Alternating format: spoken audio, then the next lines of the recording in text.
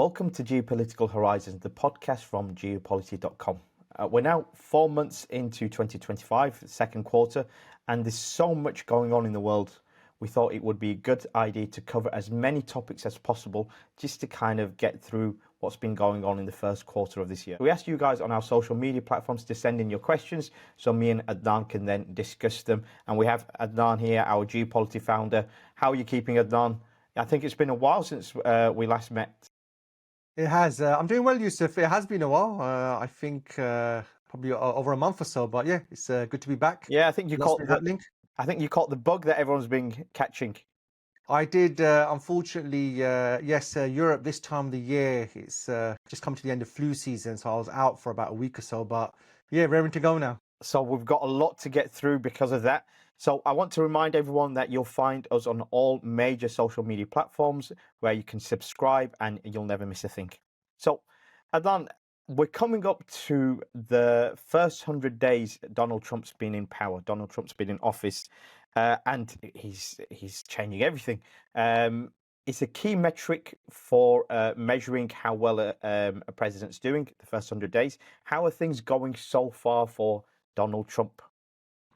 So yes, Trump's had quite a busy first 100 days. I'm not a big fan of this 100-day metric. It's become a common measurement now in politics. When governments come in, people even have a first 100-day policy. Really, very little happens in 100 days because the reality of ruling is key strategic things take time. Even they take time to come up with policy. But for some reason, everybody likes 100 days, 3 months and a bit. There's very little that can be done. In the case of Trump, obviously, as far as Trump was concerned, the first term, he left business unfinished. So for him, the second term was going to be really to complete the project he started. So what we've seen in the first 100 days or so, well, Ukraine's been dropped like a rock. Russia is now the ally. Russia is now the partner America wants to work with. We see just this week tariffs have been raised. In fact, global tariffs have been raised. This is quite unprecedented in history. America continues to talk about acquiring or conquering or unifying with Greenland. The vice president was just in Greenland with his wife, and he keeps talking about how Denmark has really let Greenland down, and America really isn't letting this one go. We've seen the continuation of the support for Israel. I'm sure we're going to discuss this further, but nothing's really changed on that side. In fact, if anything, the support from America or the silence to what's taking place in Gaza and the region, that's really continued as normal. The defense budget is going up despite Trump talking about reducing America's global presence and not getting involved in wars. Trump, in his first 100 days, gave a new contract to, out of all companies, Boeing, to manufacture and come up with the 6th generation jet, the next jet after the 5th generation jets America is using currently. And I think probably in summary, Trump had two goals really, internal and external. Internally, Trump has got all his MAGA, Make America Great Again, supporters in key positions. He's got Kennedy as the head of the medical area. He's got Elon Musk. He's got former WWF leader Linda McMahon as the education secretary. So you find internally, Trump has really battened down now. He's realized in his first term, he depended on a lot of people who weren't necessarily supportive of his views. This time he has. Externally, the main thing we're really getting is the US is no longer going to support the global rules-based order. It's no longer going to support global security. People who relied on the global rules-based order, people who relied on global security, they now need to fund it themselves. And that's why you keep hearing from America, no more freeloading. So yeah, it's been quite a busy first 100 days. But as I mentioned, 100 days out of a full 4-year term isn't really a long time. And already Trump has done a U-turn on some areas. So we'll have to wait and see. But yes, it's typical Trump fashion, very loud, very aggressive. Unfortunately, I'm sure everyone saw what happened to Zelensky. That's very Trump-esque how he does it. But yeah, let's see how things go. Yeah, so you mentioned about the sweeping tariffs that Trump put on the rest of the world. What was funny is I heard Russia didn't actually have any tariffs put on any of their exports. What impact will the tariffs have globally, and what is Trump actually trying to achieve with them? Yeah, so Trump is in love with tariffs. He applied tariffs as a tool in his first term as well. And obviously, nothing like this is completely sweeping. I mean, it's quite unprecedented in economic history to really do this. And Trump's strategy isn't actually clear. Even the end goal isn't clear. What you hear is America's being raped, America's being abused, and enough is enough. We're hitting back. So he sort of like is blaming other countries for abusing their trade relationship with America. And what he means by that is America seems to have a trade deficit with most countries. That is, that America seems to import from more countries than it actually exports. So how this is the problem of other countries when you just don't sell enough to them really leaves a lot to be desired. But nevertheless, that's a strategy Trump's gone with. This strategy is popular with his support base because they believe Trump is finally doing something about the economic reality in America. They believe America's been gutted, American manufacturing's gone abroad, and this is going to bring it back. Unfortunately, it's actually not going to bring it back because if you want to expand your manufacturing, you need to invest in it. You need to build factories, you need to build the infrastructure. That's not what Trump is doing. What Trump is doing is he's charging a tax on imports, which will bring in more revenues to the government. But it actually doesn't deal with the situation in the country, it doesn't deal with the loss of industry or anything like that. So I think a lot of stuff is getting mixed up with how loud Trump is and the threats Trump's making. The reality here is many companies in America went abroad because it was cheaper. It was cheaper to make things in Vietnam, in China, in India. To manufacture things in America is very expensive. You obviously have labor laws. Nevertheless, for Trump supporters, he's finally doing something about it. So even the rate of tariffs varies depending on each country. Interestingly, America, income tax is the tax that brings in the most revenue for the government currently. But income tax was only introduced in 1913 in America. Up until that point, tariffs was the number one source of revenue for the government. Now, if Trump wanted to get rid of income tax and just use tariffs only, he'd have to charge 60-70% tariffs on the world. If he did that, the world would just go somewhere else to trade. They wouldn't even trade with America. So as far as Trump's concerned, the trade deficit is what he's trying to deal with. And the trade deficit isn't America's fault. It's the fault of other countries who don't buy from America enough, but sell more to America. This is going to cause inflation as well. If you are charging more on people who import, the manufacturers in America, the people buying in raw materials, they will have to pass on this extra cost now to the consumer, which sort of goes against what Trump's trying to do. And you find with this tariff strategy, there's a lot of economic fundamentals that Trump every day is contradicting. So we'll have to wait and see, but it's definitely unprecedented.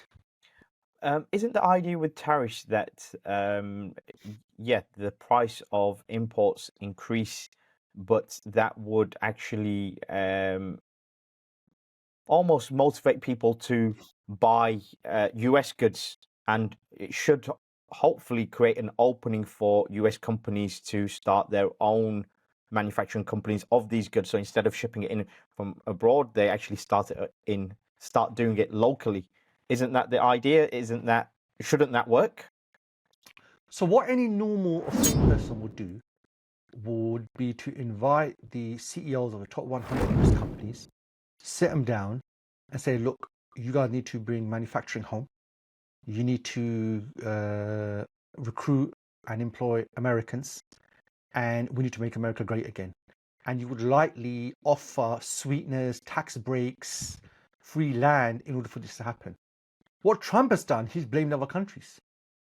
He's saying you're the reason why we have a trade deficit. He hasn't targeted America. American companies in the 90s left America and went to China because it was cheaper. So surely the American companies are the problem here. Surely you should be dealing with them. He's not. What he's doing is he's targeting foreign countries. And then keep in mind, when you import into any country, it's the importer who pays the tariff, not the exporter. So when America imports from China, whoever imports those goods sitting in America, they will pay the tariff. Yep. So what's happened is overnight, the taxes companies pay are going up. These taxes are revenues for the government. And apparently the government's plan is, or Trump's plan is to use these to give tax breaks to the wealthiest and things like that. So a lot of this, what Trump is doing, it actually goes against economic fundamentals. I remember very clearly when Putin took over in the 1990s, he got all the oligarchs in a room, and you can still find the video online. And he told them that, look, enough's enough. You raped the country. From now on, you make money by investing and through your profits. You're not going to get involved in politics. Some of them tried to get involved in politics and they ended up in prison, like Khodorkovsky. But Putin realized the problem here isn't other countries aren't buying enough. The problem is you companies aren't operating like normal companies. So the fact that Trump's targeted other countries and blamed them when their own companies aren't actually doing it. So surely you'd think the simple thing would be to sit your companies down and tell them, here's some tax breaks, here's a grand plan for the country, we're going to make America great again. What he's done is I'm putting tariffs on, which probably what this means is you put tariffs on and these countries then now come and make deals with you to reduce these tariffs. And this is how Trump works. It's a very convoluted way of working, but also Trump has really hurt America's credibility. This was the free market country. This was the country that advocated free markets and free trade around the world. Now they're putting up the most barriers than any other country.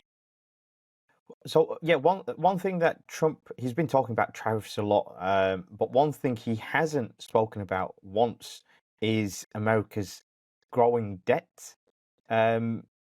It's absolutely huge, and it's getting to be quite a problem.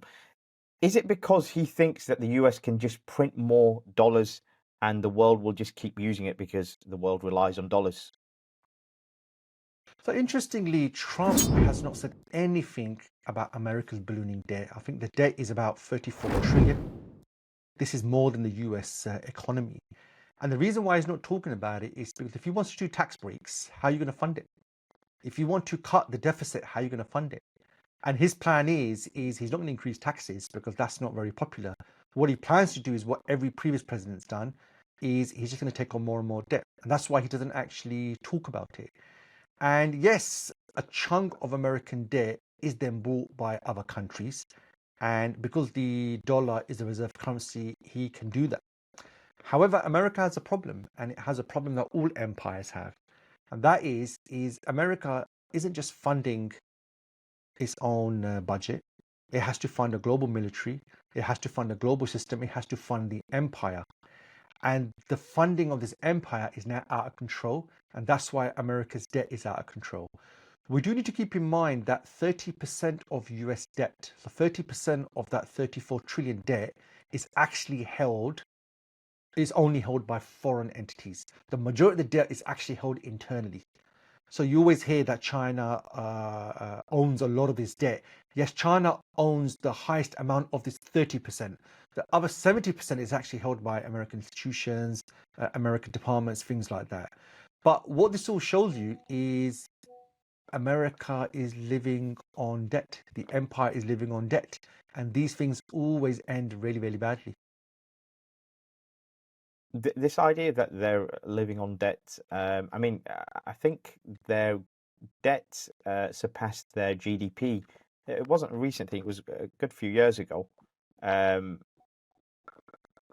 Hasn't the world realized that America is running on fumes and that they should actually abandon the dollar? I know there's been attempts, for example, the euro and the BRICS nations. Are we getting any traction on that front? So the loudest on this issue has really been countries like China, countries like Russia. But what you find is other countries haven't really followed. And that's because America has a lot of things in place which place it in a very advantageous position. The fact that its currency is the reserve currency, so that's why people prefer to have debt in the dollar. However, what America's done under Trump has really brought to light what they think about the world. So the Signal Gate controversy has shown what they really think about Europe. They believe Europe are freeloaders.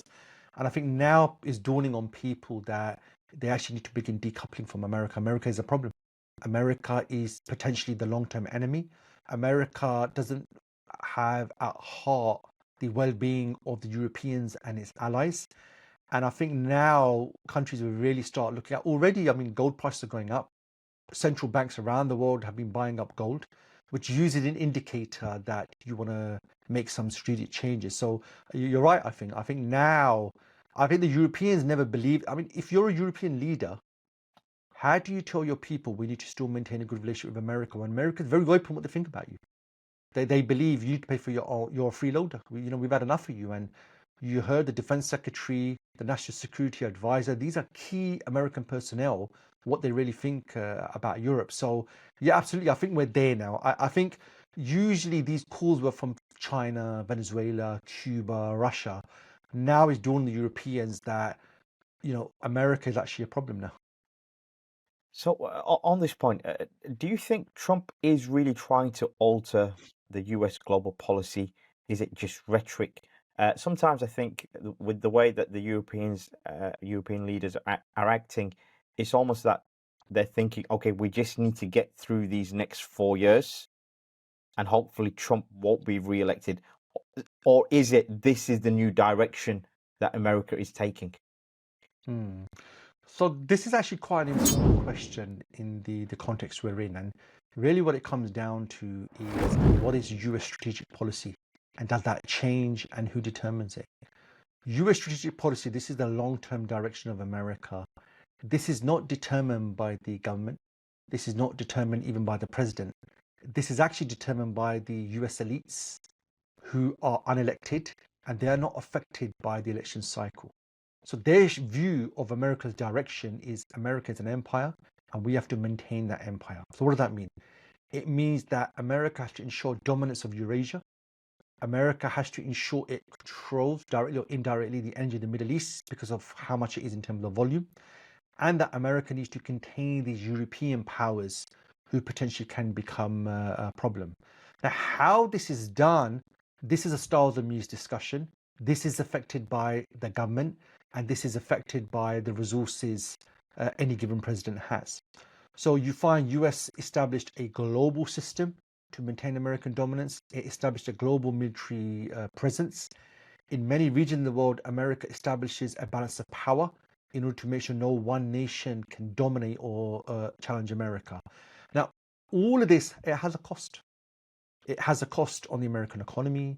It requires resources. And depending on the priorities, this can chop and change. So currently, the American elite, they want America or whoever the president is to confront China. China is a rising power and China is potentially going to challenge America's dominance of Eurasia, which is one of the strategic issues for America. These elites, they want Europe and NATO to pick up the burden of their own security. So during the Cold War, America had no problem providing security for its allies because it served its agenda. The Cold War is 30 years old. What America feels, why is it funding? Why is it? Because America has to fund an empire. Now funding the Europeans isn't really feasible. So this is a change in priorities. The US elites also feel that the global system they established after World War II, it no longer serves America like it did. In fact, other countries are benefiting from it more. China has probably benefited more from globalization than even America has. In fact, American jobs, American industry was decimated and it's all gone to China. So Trump is doing exactly this. He's confronting China. He's putting tariffs on China. He's targeting Europe. And this is why the US elites supported him into power. He might be brash. He quite frankly doesn't have a clue what he's doing when it comes to long-term policy. But on the issue of where they want America to go in terms of direction, he's doing that. So Trump isn't actually changing American policy. What he's doing is getting it in line with where the US elites want it to go. And yes, there are some changes in styles and means. The global order that's been around for 70 odd years, that's been dropped, but it doesn't serve America anymore. Okay, let's go into some of the questions that were sent in about specific areas in the world. So, first of all, Ukraine. Ukraine, it's 3 years now. Who would have ever seen this? The US is now pro-Russia and anti-Ukraine. Peace talks have begun, and it seems that the US president has more affinity to Putin over Zelensky. Can you break that down for us? Yeah, so it's surprising how so much can change in just 3 years. Or Bromance. sorry. Bromance. Well, absolutely. I was looking at more of a bromance now. I mean, Zelensky's been dumped very publicly in the Oval Office, and Putin's now being embraced. In fact, the Ukraine war, according to Trump now, was the fault of Ukraine. It wasn't actually the fault of Russia. I think I think, Putin recently sent him a portrait, a portrait of Trump that as a gift. yes, yes. I mean, he would have. I mean, not so long ago, he's committing a genocide. Putin's committing a massacre. You know, not anymore. Now they're talking. Now, in fact, they're not just talking. They're actually having strategic discussions on different parts of the world. I think we've said previously that the Ukrainians are the Kurds of Europe, and now it's confirmed. Now, everything America did for the last 3 years in terms of sanctions, in terms of supporting Ukraine, all of that's being reversed. But we've got to keep in mind that even before Trump came to power, there was many people in Congress that were questioning the support for Ukraine. They were questioning why we're still fighting Russia. What Trump has done now is he's come in and just implemented the direction policy was going anyway. So that's why, according to Trump, all his narrative now is in line with this direction now. So Ukraine's a problem. Why did we give so much money to Ukraine? He keeps saying America's giving 350 billion to Ukraine. That's not true. It's only actually been 120 billion. And just a week ago, the New York Times did a very in-depth piece on America's role in the Ukraine war. And what comes to light, according to the New York Times Post, is America was much more involved on the war on the ground than previously was known. America was providing intelligence. America was using satellites to pinpoint where Russian units were. And there was a lot of occasions where American officials fell out with Ukrainian soldiers because Ukrainian soldiers wanted to use this information to do more damage, and America didn't let them. And we've always said in our podcast that really, if America wanted, it could have put in a lot more resources, but that wasn't America's agenda. It was never its agenda. So what's becoming clear now is America really wants to get Russia on its side. America really wants to drop Ukraine. It looks like Ukraine is actually going to lose the 20% of territory. America's really talking up these ceasefire talks, but what we're hearing from Russia is the opposite. Russia's actually putting more conditions down. Russia's actually saying we're only going to agree to a ceasefire if we see 1, 2, 3, 4, 5.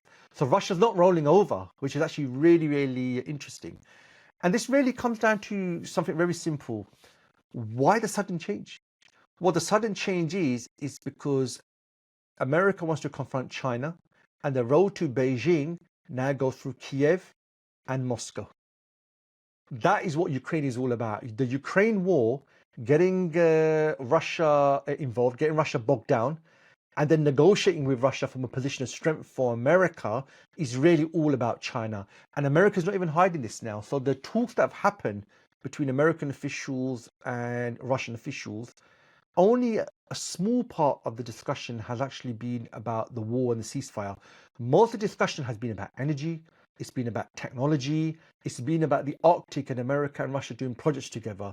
So what this shows is America wants to get Russia on its side by organizing the world and making some strategic deals in order to weaken the relationship with China. And now we know the whole Ukraine war for America was always about China. It was always about getting Russia bogged down. So Russia agrees to America's terms. Uh, the Ukrainians are now learning this, unfortunately, the hard way. I was just going to say, it sounds similar to what they did in the Cold War. But in reverse, they tried to pull China away from its relationship with Russia. Yes, they call this a reverse Nixon. Henry Kissinger and Richard Nixon, they were able to take advantage of the tension between China and Soviet Union in the 60s and 70s. And eventually they were able to win China over. And that completely undermined the Eastern Bloc. This whole idea that the Eastern Bloc is a unified communist camp was completely undermined. And interestingly, that opening is actually what led to China to develop and where it is today. I mean, who would have thought China would come to a point where it could challenge America? That wasn't the agenda at the time. But let's wait and see. Russia has quite a deep relationship with China, military, economic, energy, strategic as well. I don't think Russia will want to give up China. It knows it can't trust America, but when America comes knocking, Russia feels we're a power. That's why you've come to us. That's why you're talking to us. So we'll have to wait and see what comes off this. But it shows you that American policy, everyone who's an ally of America, you can be dropped when America has other interests. And that's what Ukraine's now learning the hard way. Except if you're Israel, which goes to our next section. So the first phase of the ceasefire in Palestine has ended, and it's debatable whether there was even a ceasefire. Israel didn't actually follow the terms. Where do things currently stand in Gaza, in the West Bank, and the broader region? So we've just seen, the effective end or sabotage of the ceasefire. We now know that the only reason there was a ceasefire was because Donald Trump sent his mate, his real estate buddy, Steve Witkoff, to read Netanyahu the Riot Act. The ceasefire deal was proposed by Biden back in May, and Netanyahu dragged his feet all that time because the ceasefire means you stop fighting, you put your arms down, and there's some exchange of prisoners, which is not what Israel wanted to do. Israel wants to take over the region. So America imposed this, but as you mentioned, during the ceasefire, Israel never ceased firing. It killed hundreds of people. And in fact, as soon as the ceasefire began in January, straight away Israeli officials started saying they're not going to go on to a second stage of the ceasefire. The ceasefire really is a multi-stage deal. It's not a one deal. The first part is you have a 2-month ceasefire, and on the 15th day of the first stage, you begin talks about the second stage. So the first stage was about a ceasefire, it was about hostage exchange, and about Israel withdrawing from some areas of Gaza. The second stage was Israel completely withdraws and a durable long-term peace settlement is agreed. And then the third stage was really about post-war reconstruction. Israel never attended, or in fact, it was quite open that they don't want the second stage of the deal. What they want to do is restart the war. Now, what was interesting is Trump and Witkoff imposed the ceasefire on Netanyahu. So the assumption was they're going to probably do that again. But what's happened is Israel's completely broken the ceasefire. In fact, what Israel did is it applied a siege, it cut electricity, and it stopped aid going into the country when the ceasefire came to an end. And America actually hasn't done anything. So we're back to where we were before the ceasefire of Israel pounding Gaza. Israel's talking about creating more corridors. And what Israel's effectively doing is taking over Gaza. That's where we are. And not just in Gaza, we're seeing Israel expand in Syria under the guise of security. And in Lebanon, Israel never really withdrew. Israel still has around 5 bases. And now it's saying it doesn't actually plan to actually leave. And what's becoming more and more clear is the bigger plan really is to depopulate around Israel in the surrounding countries and then eventually annex them. So we're really back to where we were originally. It seems the genocide, it's actually causing major issues internally, not just in the US, but really the whole world. But one of the most famous cases in recent days was the possible deportation of Mohammed Khalil. What do you make of this, Adnan? So yes, I feel this is very, very revealing of where America is at the moment. What's happened is Mohammed Khalil is a graduate from Columbia University, and Columbia University was where you had the big sit-ins, the pro-Palestinian sit-ins against the university, and their demand that you should divest from Israel. And what's happened is Mohammed Khalil actually wasn't a member of these. He actually was part of the intermediation between the activists and the university. And Israel, the American government all got involved, and they've been really making these protests out to be much more violent than they really were, or they've been given more airtime to the violent aspects than to the actual cause these demonstrations were trying to raise. So what's happened is a couple of weeks ago, Mohammed Khalil was coming home from a restaurant, and some normal clothed individuals surrounded him. So you'd think in any other place you're getting mugged or there's a fight. It turned out that these were immigration officers who said that your immigration status has been revoked, therefore we've come to arrest you to deport you. He then informed them that he's not an immigrant, he actually is a green card holder, which makes him a permanent resident, which is really interesting. These guys have come to arrest him and they don't even know the reason why they're arresting him. They actually got it wrong the first time round. So he's been disappeared now. He's gone through America's system. No one really knows where he is. But the more broader point here is Mohammed Khalil, carries opinions which are different to the US position. He carries opinions that there's a genocide going on and Israel's carrying it out. And what's happened is America has lost the intellectual argument that they are now literally arresting and deporting people who have opinions that they don't like. And they've even admitted, the officers that arrested him and the state, that Mohammed Khalil has not committed any crime. So if he hasn't committed any crime, what on earth are you actually arresting him for? So many people have come out to defend Trump and the government. They say that the president has the right to revoke anyone's visa, revoke his green card. They're saying if he had put down his support for Hamas on his application, we would never have given to him. But he's never been a supporter of Hamas in the first place. What we are witnessing here is the US is literally having its USSR moment. This is exactly what the KGB used to do in the 70s and the 80s. If you had an opinion the state didn't like, it was an opinion against the state policy, you were disappeared. This is what America's come down to now. It has no ability to defend Israel now. Israel's committing a genocide. The genocidal evidence is growing. So how do you defend Israel? How do you defend your aircraft carrier in the Middle East? What you do now is you disappear those people and you deport them who hold opinions. I mean, this is very McCarthyite. This is where America is currently. Where do you think this is going to go in the long term? Do you think America will actually change its position on Israel? Do you think that although Israel is vital for its interest, it becomes untenable to continue to support them?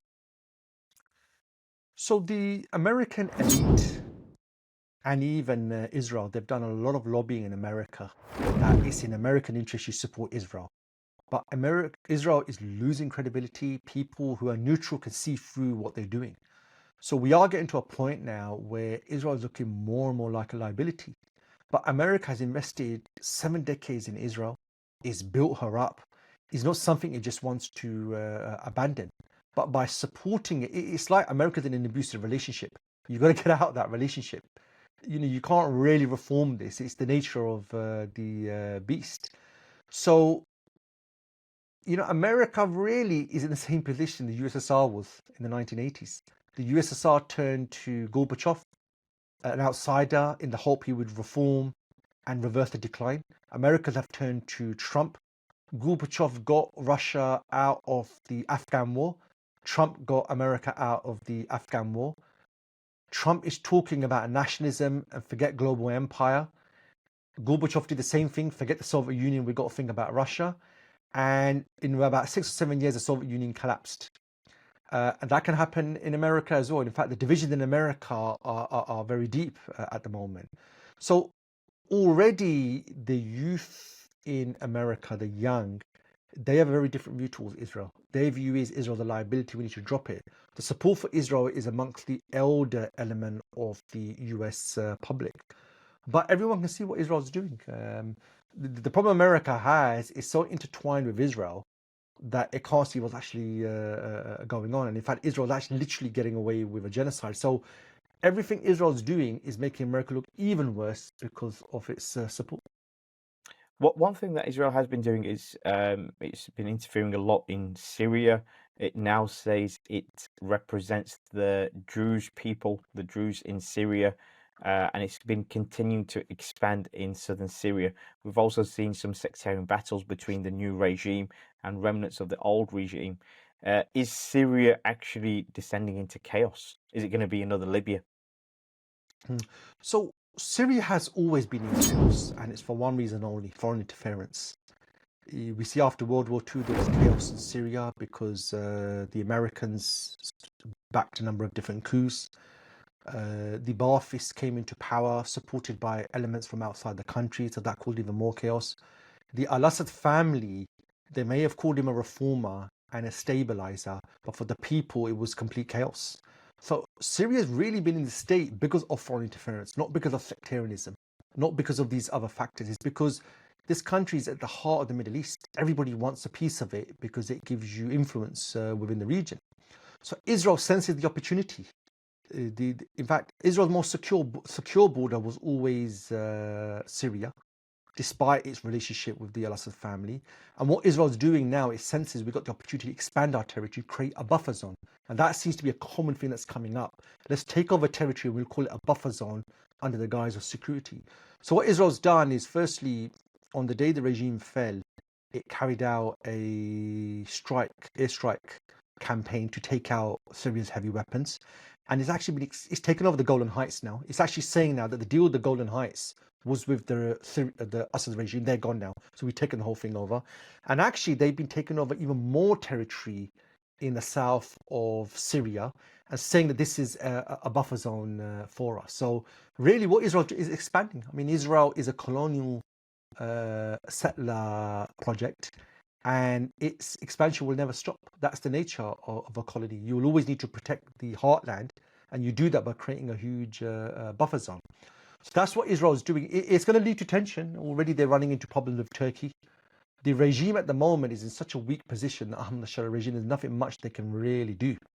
But Israel is very clear. Israel is expanding, and is expanding in Lebanon, is trying to expand in Gaza, is carrying out genocide in the West Bank, and in Lebanon we're seeing it do action as well. So really Israel senses that this is the opportunity of a lifetime. The regime in Syria is gone. There's nothing the new regime can do. So what they're trying to do is take over more and more territory, which eventually they will annex and say is part of Israel. It's been 4 months since Bashar al-Assad was overthrown, something that didn't happen for 13 years, and then it took place in literally a week. What do we know now that we didn't actually know back then?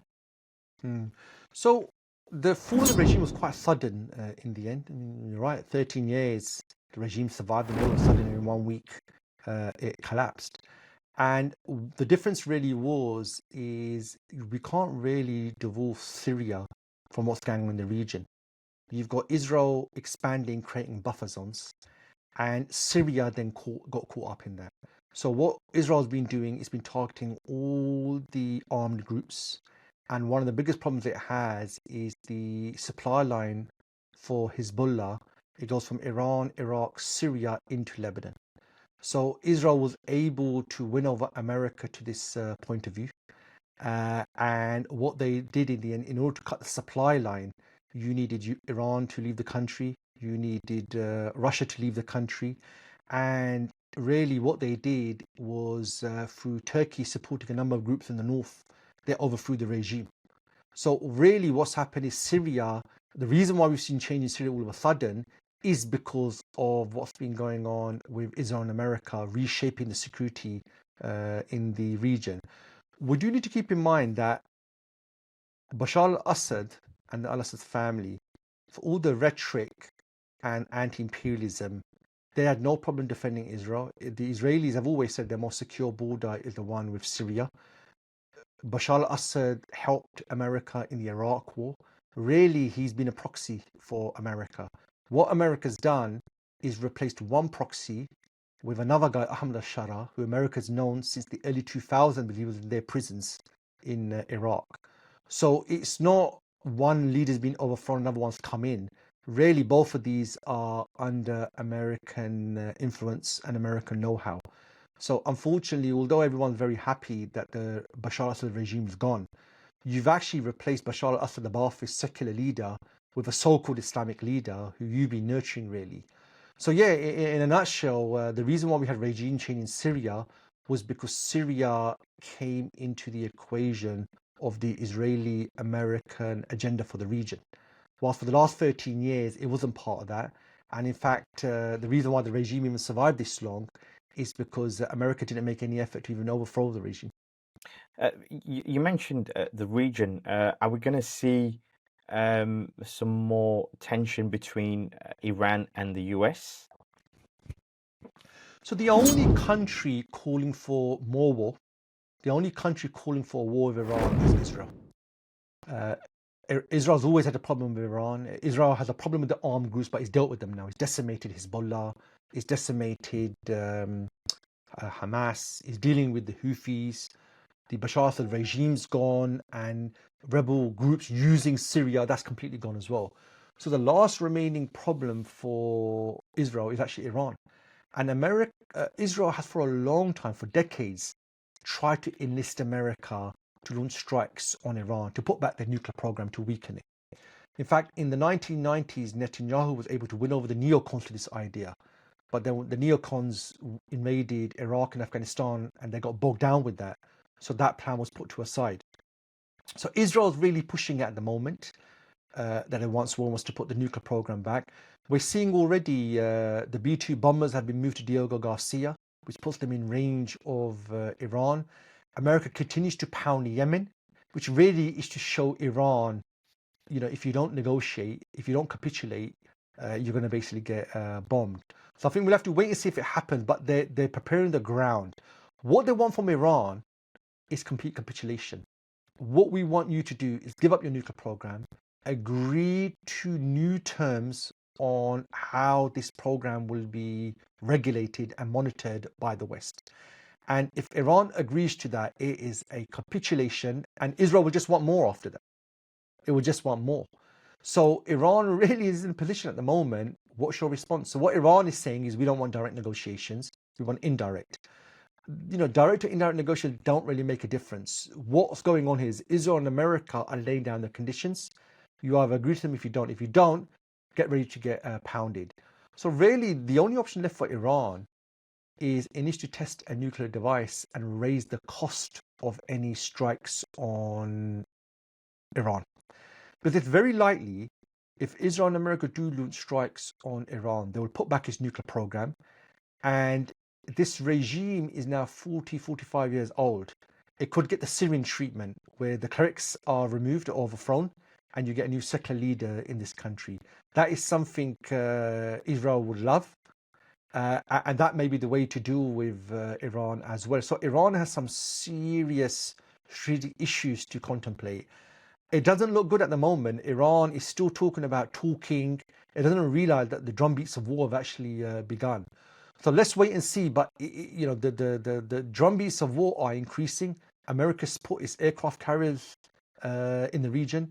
It's got the B-2 bombers ready as well. So all of these are signs that there's potential strikes coming up. And if these strikes go ahead, it will really put Iran's program back significantly. China's Huawei recently announced it was beginning trials of its domestically produced extreme ultraviolet machine. What does this mean from a geopolitical perspective? So this is very big. These machines, these extreme ultraviolet machines, they're the size of a bus. And they are the nuclear weapons of our age. These are strategic technologies where if you can make them yourselves, it means you can make the semiconductors that go into everything, the most advanced semiconductors. So we're talking jets and electronics and these sort of things. What America's been doing for the last few years, from the Biden administration to Trump now, they've been putting sanctions, they've been putting barriers in the way of China getting this technology. And what Huawei did is it tested its first ultraviolet machine. What this is it's a highly advanced laser machine that imprints on a wafer, which is what's used for semiconductors. So if China can do this on its own, because at the moment there's only one company that produces these machines, it's ASML in Holland, and America has made sure that it doesn't sell these machines to China, and even the ones China does have, there's no servicing going on about them. If China can do this on its own, it completely changes the game. And historically, whoever has the latest technology, whoever has the most advanced technology, is usually the power. So it's really looking like the power, the future is edging away from America and is moving more and more towards China. So this development is huge from a geopolitical perspective. So all the actions America did to stop this from happening have been a failure. So, off the back of that, and it ties in with one of the questions that we received, can China actually, do you see China being able to replace the US as a global superpower? So China has the potential to. For a long time, China was a basket case. It was a communist nation. I mean, when it was communist, it was a disaster for the country, put back the country massively. But now China has sorted its economy out. China in 1979 had an economy smaller than Finland. I mean, Finland is probably the size of a city in China. Today, China is the second largest economy in the world. It's knocking on the doors of the number one economy. If you look at China's military, it's heading in the right direction. Although it's not a global military yet, it's going in that direction. On the tech side, China is innovating.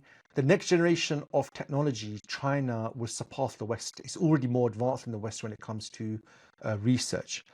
The challenge China really has is political. China is not ideological. It's not trying to promote a way of life to the world. It's not trying to organize the world according to its values. It's not calling for democracy or these sort of things. What China is saying is the American control of the world, Western hegemony, is a problem. So what's your alternative? Well, their alternative is there just shouldn't be one hegemon, and the West should not expect the world to live according to their way of life. So China isn't calling for ideas or values that everybody should subscribe to. So if you were to ask the Chinese leadership, what world do you want to see? What they say is the world is dominated by one or two powers, which is bad, and that should be reshaped. That's it. And I think this is the fundamental problem. China's aim isn't to take over the world, and that's why China, it trades with the world. China exports to the rest of the world. It imports from a lot of the world as well. In terms of values, ideas, that's not the battle it's actually in. So when the West keeps saying that this battle between the West and China is between democracy and authoritarianism, well, who's the authoritarian? Because Trump's looking like the authoritarian at the moment, and China is the one advocating free trade and free markets. That's the scenario we're in. So definitely China has the potential.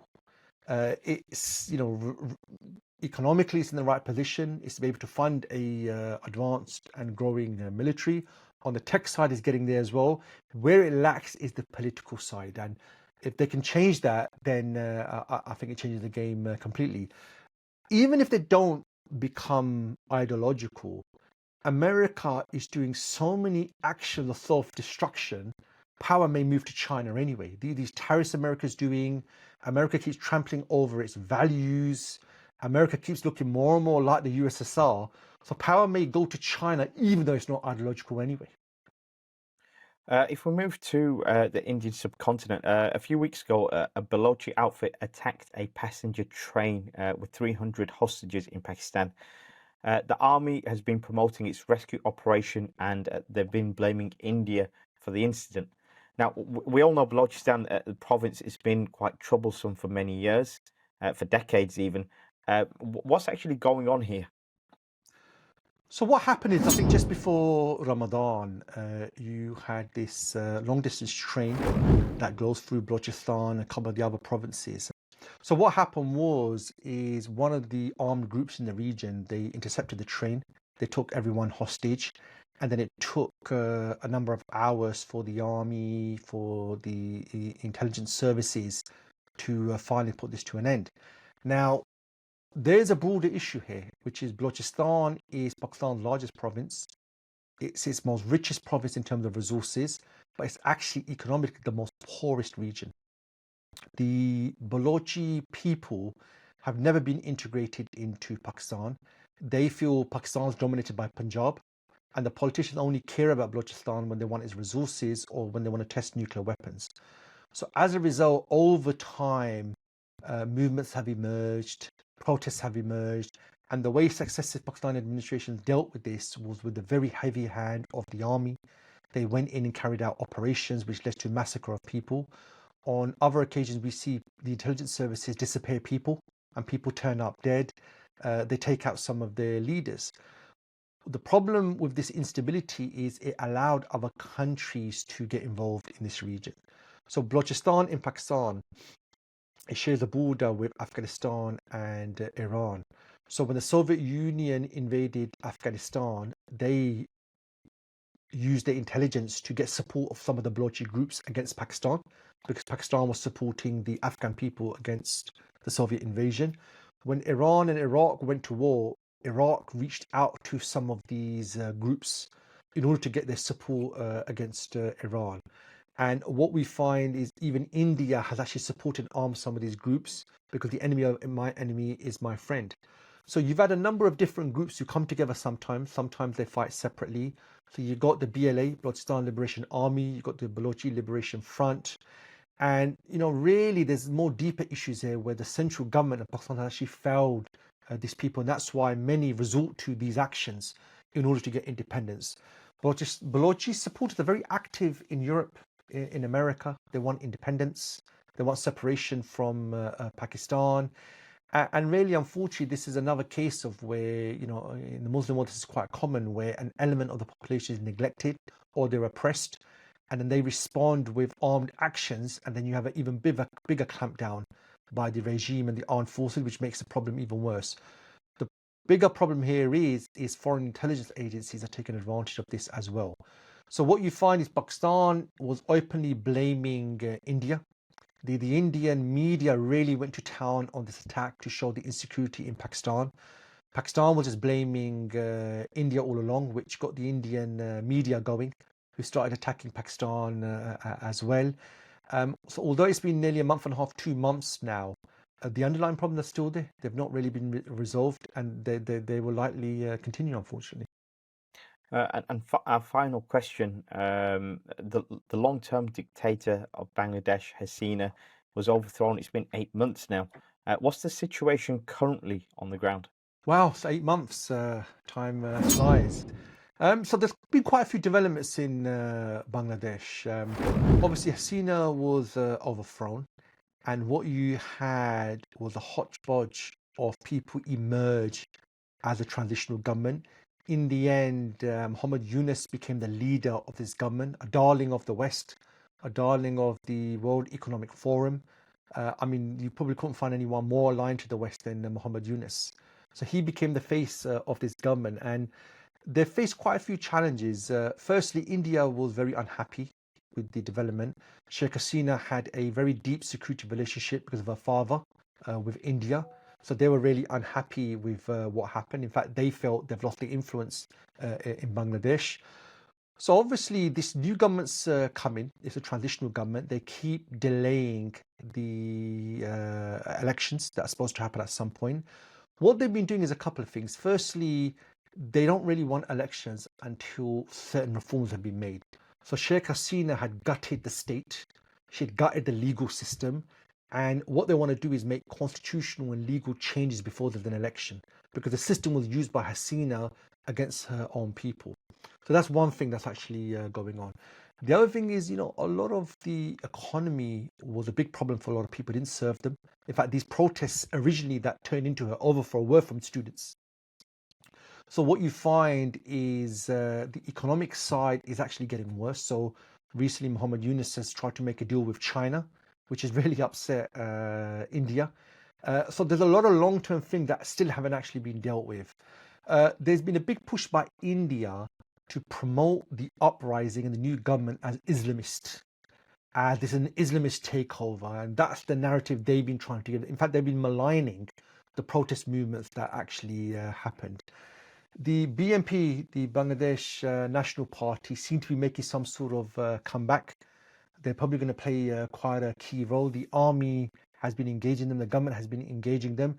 They don't want elections until these constitutional changes and reforms have been made, because the legal system and the constitution and the state was used for the advantage of the Awami party and Sheikh Hasina. So they want this all adjusted before they have elections and they take over the state. So things are definitely still in a flux in Bangladesh. Definitely settlements going on. What I can see is the transitional government seems to consist of very different. This is not a normal political party. It's not a normal government. What's happened is very quickly certain people come together, human rights background, Western background. Muhammad Yunus wasn't even in the country. And what's happened is these people have got different views on the direction the country should go. And that hasn't helped. So yeah, let's wait and see. 8 months isn't a long time. But yeah, definitely the uprising, things are still in transition, really. Still in the flux at the moment. Perfect. Thanks for your time today, Adnan. If you want to learn more about the issues we've raised today, please check out our website, www.thegeopolity.com, all one word. You can also learn more on other issues by accessing our website. You'll find comprehensive insights, analysis, articles, and deep dives. I'm Yusuf. Thank you for listening.